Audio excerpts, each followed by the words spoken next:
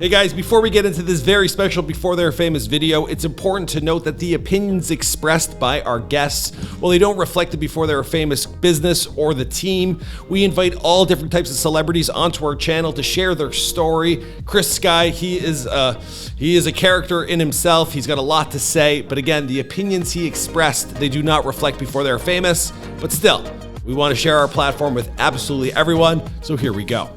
Before Chris Sky would be arrested in Toronto, Thunder Bay, Winnipeg, and get kicked out of Halifax, as well as have the cops visit him at his home. Do not touch me. Do not touch me. Do not touch me. Get away from me. Bye-bye.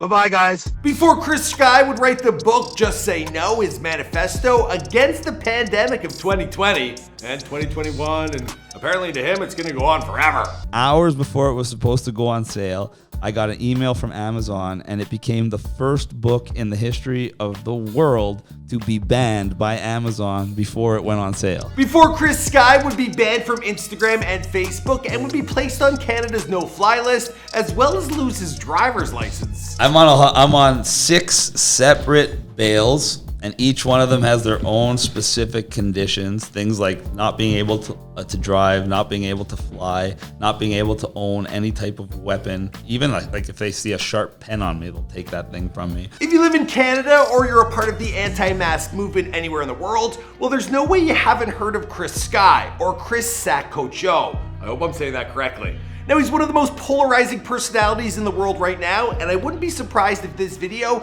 it gets taken down by YouTube just for mentioning his name. Now, on the other hand, while some of his prediction videos, they continue to go viral, like he's some kind of time traveler from the future. Don't need a mask. The mask is about compliance because they know Canadians like to do what they're told. So if they tell you have to wear a mask, next they're going to tell you have to contact trace. Now, we here Before They're Famous, we actually had the opportunity to have him visit our studio for a full in-depth conversation, and we talked about absolutely everything. And if you want to see where it goes if we do nothing, look at Australia. So like I said, what's going to happen is Trudeau's going to win.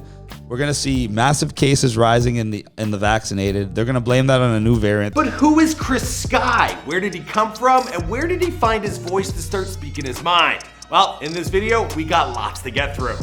What's going on, guys? It's your boy Michael McCrudden, and today we have a very special guest in the flesh. Chris Sky, thanks for coming in, bro. We did an hour-long podcast interview. You can check that out. Links down below. Chris Sky, how can they follow you? You can go to my website, realchrisSky.com. Check out my book there, Just Say No. You can also follow me on Telegram, Real Chris Sky, on Twitter, Chris Sky, Facebook, Chris Sky, and a fan account on Instagram, because everyone knows my Instagram was taken down, Chris Sky 83.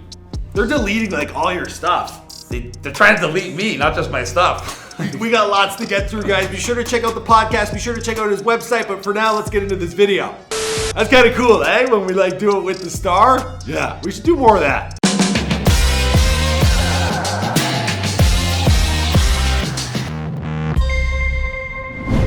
Chris Sky was born Chris Soccoccia sometime in 1983, and apparently, well, he grew up in the Jane and Finch area. You grew up in Jane and Finch? No, I was born in North York. Okay. By the time I was like old enough to walk around and do things, we moved to Vaughan. But my grandmother lived at Jane and Finch, so I spent a lot of time at Jane and Finch all the way up until I was probably around 8-10 years old, and then she moved away from there. He told me he grew up with 2 older sisters, and he is the son of property developer Art Soccoccia. And well, he's a hugely successful developer who owns Sky Homes Corporation, which according to their website, well, they've built 6,000 homes over their 40 years of business. Now, cruising that website, well, we're looking at multi-million-dollar mansions all over the greater Toronto area. So, well, one can only imagine that business, it was certainly booming. When Chris got out of the Jane and Finch area, which is a notoriously dangerous spot just outside of Toronto, well, things from there, they definitely took a turn for the better in a big way.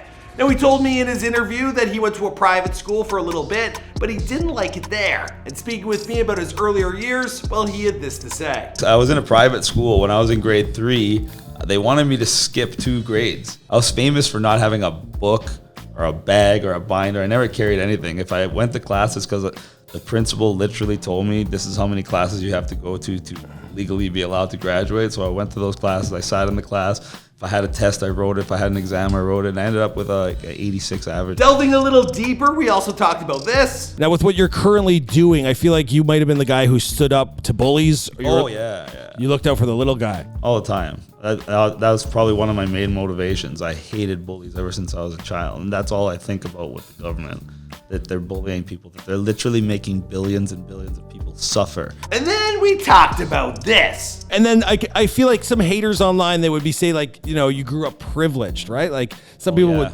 Have you seen that? Buddy, I've seen everything to that I'm a racist. I'm a racist, but I'm married to an Asian. I'm anti-LGBT, but my wife's bisexual. I'm a raging Islamophobe. My best friend's a Pakistani Muslim imam who travels the country with me and who's also the one who bailed me out of jail. We also talked about this, which was one of my favorite moments from the interview. Was Wonderland like a big thing for you? When I was like 13, yeah. I mean, Wonderland was my life. I had my first kiss there, everything, man. I had a lot of firsts at Wonderland. Oh, you took it to other levels? Not like you're thinking. I don't know what you're thinking. I'm talking about kid stuff, but yeah. I made love on the Mindbuster. Now, after high school, he went straight to work for his father's company. And actually, we found some old pics of Chris from back in the day. And we had him and his wife, Jenny, well, tell us a little bit about each of them. Oh, it's our mini horses. What's going on here? This is our property where we currently live. We had animals before. We had mini goats, as you see. That was Bandit. That's Mac. He was a mini horse. He was actually smaller than one of our dogs. He was only about 170 pounds. And that's as big as they get. What you got the flow going here? What year was this?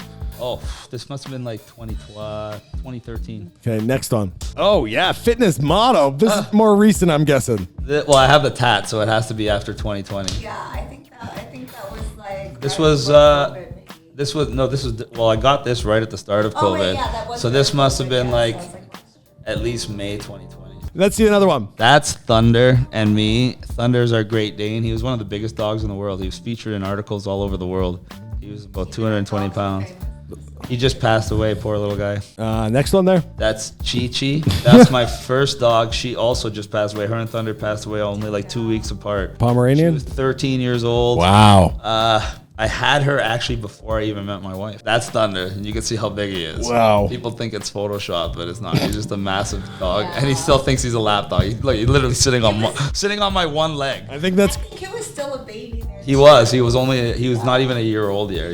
Yeah, that's his wife, Jenny. You could go look for her Instagram after this video. Just sit tight for a minute. Now, as for him and his wife, Jenny, well, they met the old-fashioned way, via Facebook. Now, she popped up in his suggested friends list, and despite the fact that she lived in Texas, well, Chris, he took a chance at sliding into her DMs. Now, the two had a ton of issues being from different countries, and he had to jump through a ton of hoops for them to eventually get married. We were going back and forth between Canada and the States whenever we wanted and getting her passport stamped, and we did that for a good 5 years.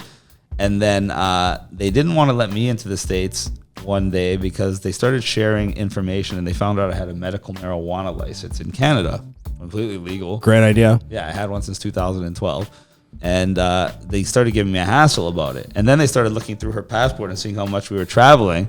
So they wanted to be dicks, and they basically just separated us at the border. They put her into the States, me back into Canada, literally just separated, pulled us apart. I had to throw her my credit card and put her in a hotel while I tried to fix everything. That was in the beginning of December 2013. By Christmas, I flew her to Bahamas because it was neutral territory for both of us, so we could spend Christmas together. By New Year's, I had got documentation so I could go into the States, so we spent New Year's together.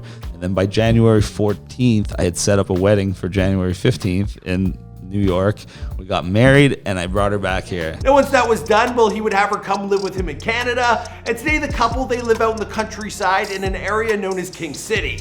Now, prior to the pandemic, well, Chris and Jenny, they were living a much different type of lifestyle. They were traveling the world, hanging out with the likes of Instagram models, and enjoying the good life. That is until the outbreak in China, well, it would change the world forever. Now, in regards to where he was when the pandemic hit, well, he spoke about that with We Love Hip Hop. Me and my wife were on vacation. It was her birthday in the end of February, so we were in Italy. Right in Venice where the outbreak happened, before it happened here. Wow. And they're playing it on the media like it was the end of the friggin' world. So I had people calling me nonstop, are you okay? You're in Venice. I'm like at the gym.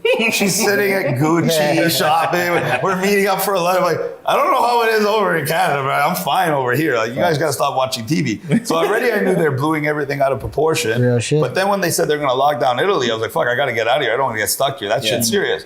So we left Italy. We spent some time in Netherlands and France right at the beginning of March, and then came back home. Yeah. Like 2 weeks before they did the lockdown here. So the first thing I did when I came home is tell everybody they're going to lock us down too. Now, Chris predicted the lockdown coming to Canada, and he started to see other agendas and situations unfolding that he had long been concerned about. Now, in his book, Just Say No, well, he wrote, "We are living through an extraordinary time. This entire pandemic was planned well in advance. It follows the problem, reaction, solution recipe. The government creates a problem, elicits a reaction, and then provides the solution. When you can see that, you realize that the virus is not the threat. It is merely the tool being used by those in power to change the power structure of society, to remove our rights and freedoms, and to impose a medical and technocratic tyranny on society that is going to span the world and last for generations." Now that right there was just a small part from the introduction of his book. So if you want to check that out, well, there's definitely, there's a lot to sit through. There's also our interview where he speaks about this himself. I guess you can hear it from the horse's mouth. And the horse being me? No, him. Well, I'm two horses, because my mouth's there as well, I guess. I wrote a book called Just Say No, and I didn't ghostwrite it. I wrote it myself, and it was transcribed from over 10 hours of me speaking about COVID, about everything, about the 3 phases of United Non-Compliance, about where this goes if we don't act, about where it goes if we do act, etc., etc. And I jumped through all the hoops, got a publishing deal. I was supposed to launch it in Vancouver on my tour. I got arrested 2 days before I was supposed to launch it. I got out, made the arrangements so I could still launch it. And then hours before it was supposed to go on sale, I got an email from Amazon, and it became the first book in the history of the world to be banned by Amazon before it went on sale. Big thanks to Chris Sky and his wife Jenny for coming by our studio. Now, just for the record, I myself, I am vaccinated, but I do think it's important to hear everyone out and use this platform for others to share their stories. Now, you can check out Chris Sky's book. He's mentioned it in the intro, and I guess we'll leave a link down below. Also, be sure to check out the full interview. The link to that is also down below, and I'll see you guys in another video. Boom!